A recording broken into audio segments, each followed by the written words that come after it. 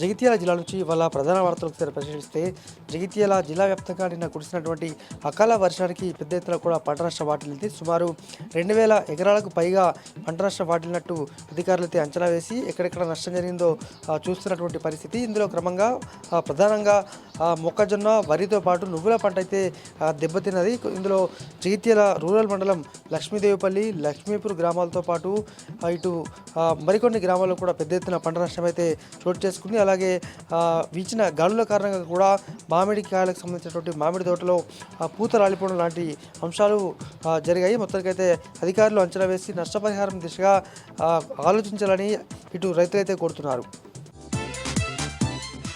మరొక వార్త, నిత్యం ఏదో ఒక చోట గంజాయి గుబ్బమంటూనే ఉంది.